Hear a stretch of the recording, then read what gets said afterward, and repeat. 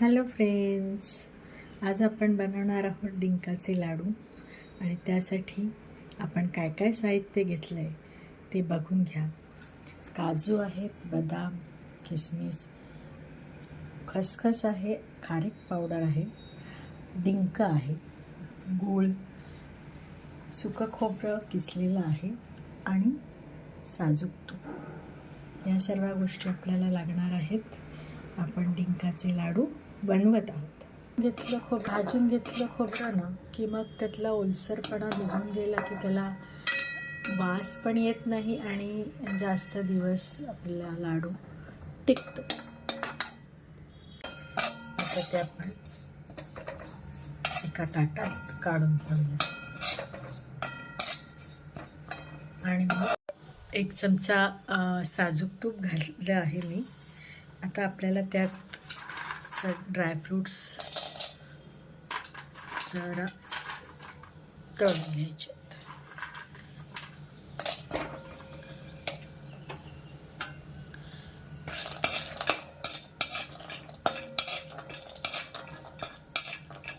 थोडं ते असे क्रिस्पी होईस्तोवर हे करून घेऊया. जास्त काही त्यांना करपवायचे नाही आहेत आपल्याला.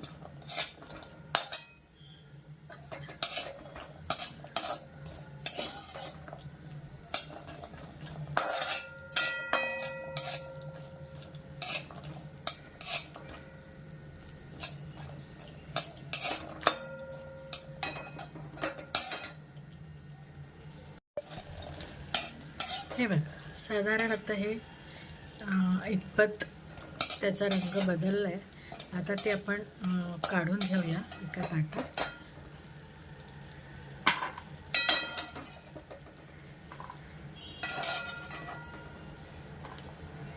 आणि आता त्याच कढईत अजून बदाम टाकूयात.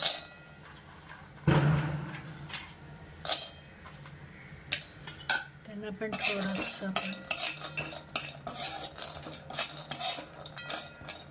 भाजून घेऊयात.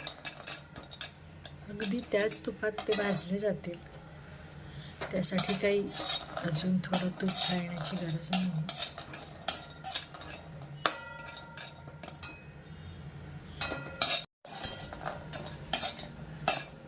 हे बघा, आपले बदाम देखील आता भाजून झालेले आहेत. ते देखील आपण आता एका बाजूला काढून घेऊ.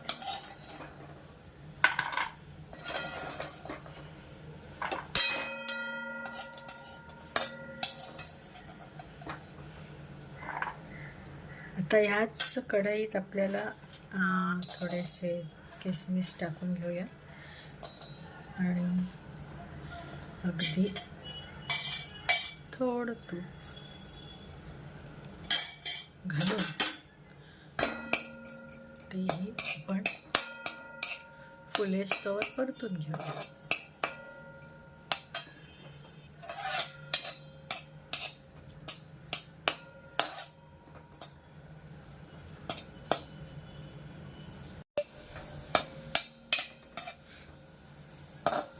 हे पण आता चांगले परतले गेलेत.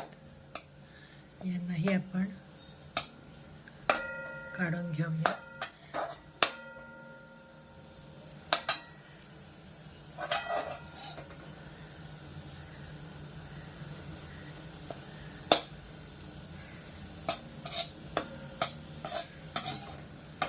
बघा कसे फुललेत.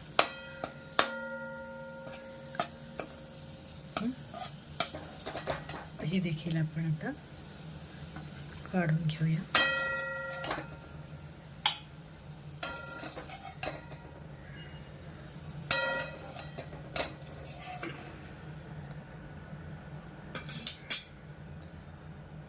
थोडंसं तूप घालून आपल्याला खारकीची पावडर भाजून घ्यायची.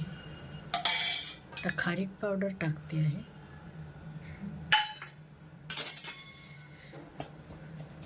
खारीक पावडर ही मी ड्रायफ्रूटच्या दुकानात रेडी मिळते पावडर केलेली खारकेची, तीच आणलेली आहे. खारीक पावडर काही जास्त भाजून घ्यायची गरज नाही आहे, नाहीतर मग त्याचा करपट वास यायला लागेल.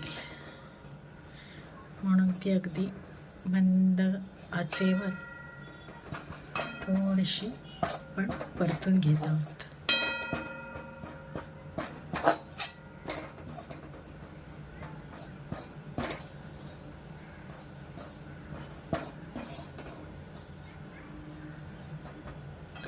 ही देखील आता परतून झालेली आहे, तिला पण आपण काढून घेऊया.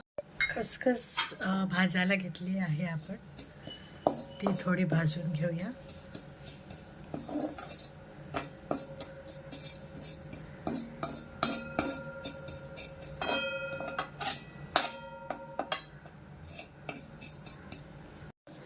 साधारण भाजून झालेली आहे आपली खसखस. खसखस देखील आपण आता काढून घेऊया. कढईत आपण 4 चमचे मोठे चमचे तूप गरम करायला घेतलं आहे. आता आपल्याला त्याच्यात डिंक तळून घ्यायचा आहे. हा डिंक आपण थोडा थोडा घेऊन तळणार आहोत, जेणेकरून आतूनही तो नीट तळला जावा, कच्चा राहू नये म्हणून. सो थोडा घेऊ आपण त्या आणि त्यात ते तुपात टाकूया.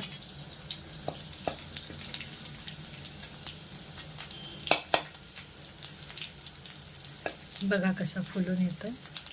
थोडा थोडा टाकायचा, म्हणजे मग कसं चांगला तो फुलतो.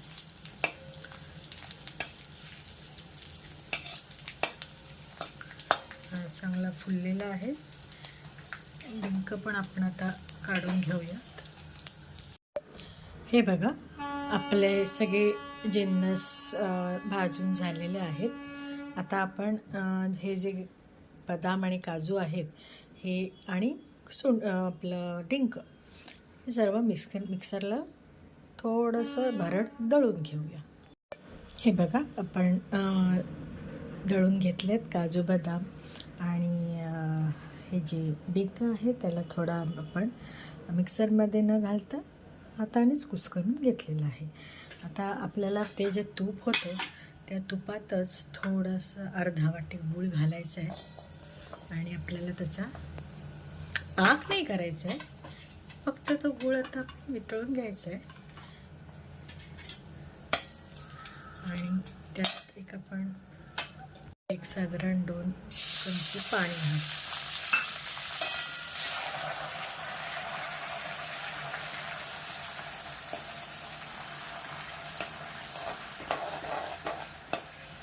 आपल्याला फक्त गूळ वितळवून घ्यायचा आहे, त्याचा पाक करायचा नाही आहे.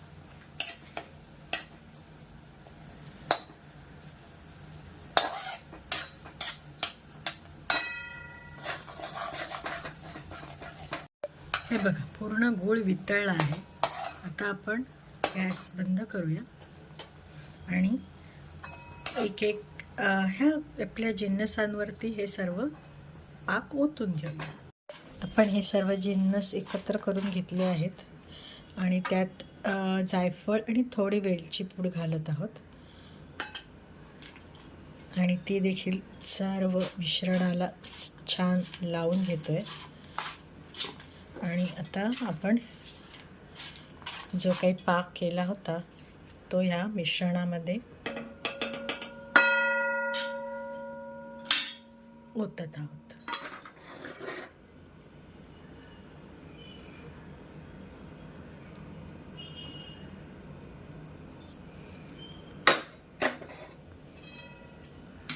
आता त्याला चांगलं, आपण गरम आहे तर आपण चमच्याने त्याला चांगलं हलवून घेऊ, एकत्र करून घेऊ. पाक एकत्र केला आहे. गरम असतानाच आपण ह्यांचे लाडू असे वळून घेऊया, जेणेकरून ते छान लाडू असे तयार होतील. आता हा बघा, हा आपला डिंकाचा लाडू तयार आहे. किती सुंदर दिसतोय बघा. असेच आपण बाकीचे लाडू देखील वळून घेऊया. आणि हे आपले डिंकाचे लाडू तयार आहेत. बघा तुम्ही करून. रेसिपी आवडली असेल तर माझ्या चॅनलला लाईक आणि